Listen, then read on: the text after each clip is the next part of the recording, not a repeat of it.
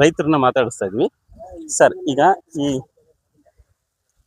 ಮುಸ್ಕಿ ಮೆಕ್ಕೆಜೋಳ ಸರ್, ಈ ವರ್ಷ ಸಂಪೂರ್ಣ ಮಳೆ ಇಲ್ಲದ ಕಾರಣಕ್ಕೆ ನಾವು ಒಂದ್ ಎಕರೆ ಕನಿಷ್ಠ ಅಂದ್ರೆ 20 ರಿಂದ 25 ಸಾವಿರ ರೂಪಾಯಿ ಖರ್ಚು ಬರ್ತದೆ. ಅದಕ್ಕೆ ಕಬ್ಬಿಣನ ಇದು ಪ್ಲವ್ ಹೊಡಿಸಿ, ಇದು ಕುಂಟೆ ಹೊಡಿಸಿ, ಟಿಲ್ಲರ್ ಹೊಡಿಸಿ, ಬಿತ್ತಿಸಿ ಒಂದ್ ಎಕರೆ ಕನಿಷ್ಠ ಅಂದ್ರೆ ಬೀಜ ಗೊಬ್ಬರದಿಂದ 25 ಸಾವಿರ ರೂಪಾಯಿ ಖರ್ಚು ಬರ್ತದೆ. ಇದು 6 ಎಕರೆ ಜಮೀನು 1.5 ಲಕ್ಷ ರೂಪಾಯಿ ಖರ್ಚು ಬರ್ತದೆ.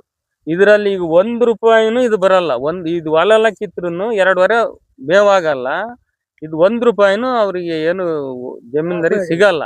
ಆಮೇಲೆ ಈಗಲೂ ಮಳೆ ಎಷ್ಟು ಮಳೆ ಬಂದ್ರು ಸಹ ಇದು ಒಂದು ತೆನೆನೂ ಕಾಳಾಗಲ್ಲ. ಇದು ಹಂಗಾಗ್ಬಿಟ್ಟು ಸಂಪೂರ್ಣ ನಾಶ ಇದು.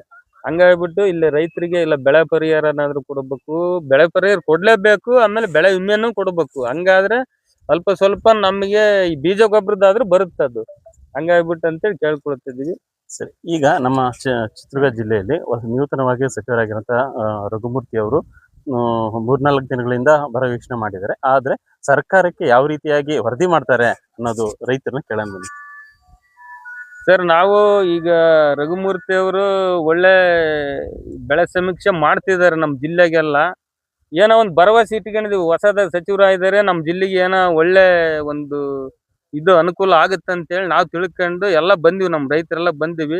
ನೋಡೋಣ, ಇನ್ನೇನು ಗೊತ್ತಾಗುತ್ತಲ್ಲ ಈ ತಿಂಗಳಲ್ಲಿ ಏನಾಗುತ್ತೆ ಏನಿಲ್ಲ ಮದ್ದು ಏನ್ ಮಾಡ್ತಾರ ಮದ್ದು ಕಾದ್ ನೋಡೋಣ ಸರ್. ನಾವು ಅವ್ರ ಮೇಲೆ ಭರವಸೆ ಇಟ್ಕೊಂಡಿವಿ. ರೈತರು, ಈ ಹೊಲದ ರೈತರು, ಅವ್ರ ಹತ್ರ ಮಾತಾಡ್ಸೋಣ. ಸರ್ ಬರ್ರಿ ಸರ್. ಈಗ ನೀವು ಬೆಳೆ ಬೆಳೆದಿದ್ದೀರಿ, ಆ ಬೆಳೆಗೆ ಯಾವ ರೀತಿಯಾಗಿ ಸಹಕಾರ ಸಿಕ್ಕಿದೆ ಇಲ್ಲಿ ನಿಮಗೆ?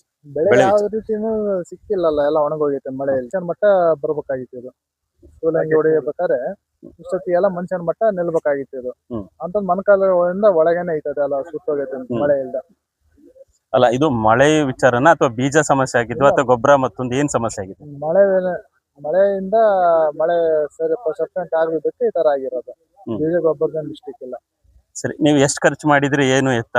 20-25 ಸಾವಿರ ರೂಪಾಯಿ ಖರ್ಚು ಮಾಡಿದ್ವಿ ಎಕರೆಗೆ. 6 ಎಕರೆ ಹಾಕಿದ್ವಿ ಮೆಕ್ಕೆಜೋಳ. ನೀವೇನು ಈಗ ಏನು ನಿಮ್ಮ ಲಾಸನ್ನ ಕಟ್ಕೊಳಕ್ಕೆ ಎಷ್ಟನ್ನ ಕೇಳಕ್ ಇಷ್ಟಪಡ್ತೀರಿ ಸರ್ಕಾರಕ್ಕೆ?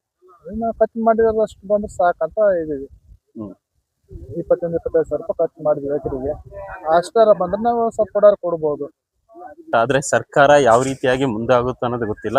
ಚಿತ್ರದುರ್ಗ ಜಿಲ್ಲೆಯಲ್ಲಿ ಬರಪೀಡಿತೆ ಅಂತಾನೆ ಘೋಷಣೆ ಇರೋದ್ರಿಂದ ಹಾಗಾಗಿ ರೈತರಿಗೆ ಯಾವ ರೀತಿಯಾಗಿ ಸಹಕಾರ ಮಾಡ್ತಾರೆ ಅನ್ನೋದನ್ನ ಕಾದ್ ನೋಡ್ಬೇಕಾಗಿ.